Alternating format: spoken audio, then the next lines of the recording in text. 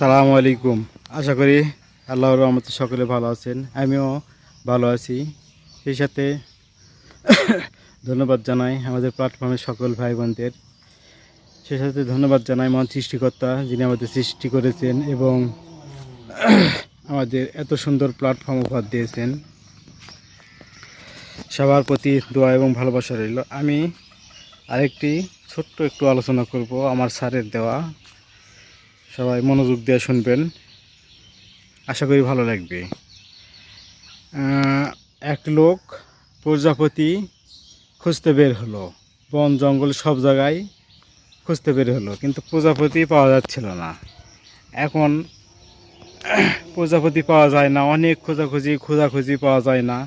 এখন হঠাৎ করে একজন পরামর্শ দিল, প্রজাপতির পিছনে আপনি খোঁজা লাগবে না, প্রজাপতি আপনার ধরা দিবে এবং আপনি কাছে আসবে, সে কাজ করতে হবে। তখন সে অবাক হলো, জি প্রজাপতি এত খুঁজলাম, এত দেখলাম, এত করলাম, তাও পাওয়া যাচ্ছে না। আর এ হঠাৎ করে বলল, জি প্রজাপতি খোঁজা লাগবে না, প্রজাপতি আপনি ধরা দিবে। তখন সে জানতে চাইলো যে কি করলে আমার কাছে ধরা দিবে এবং আসবে আমার কাছে। তখন সে বলল, জি আপনি ফুলের বাগান তৈরি করেন, সেখানে ফুলের বাগান তৈরি করেন, সেখানে ফুল অসংখ্য ফুল লাগান, সেখানে আপনার প্রচুর পরিমাণ প্রজাপতি আসবে এবং প্রজাপতি ধরা দিবে আপনি বাগানে। তখন সে চিন্তা করলো, অনেক সুন্দর তো পরামর্শ, আমি এত খুঁজলাম, এত বন জঙ্গলে গেলাম, সব জায়গায় খুঁজলাম, কিন্তু পেলাম না। এত ছোট্ট একটা পরামর্শ এবং এর মধ্যে যে এত সুন্দর একটা, তখন সে চিন্তা করলো যে আমি ফুলের বাগান তৈরি করব।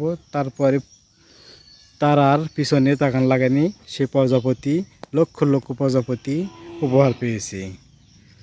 তো আমরা প্রতিনিয়ত ভাবি যে কী করব, যে কোনো সিদ্ধান্ত নিব ভেবে চিন্তে নিব।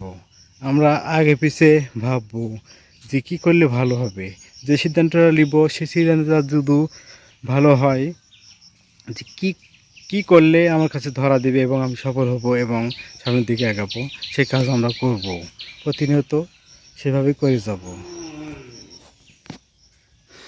যদি আলোচনা যদি ভালো লাগে পাশে থাকবেন, দোয়া করবেন, সবার প্রতি ভালোবাসা রইল।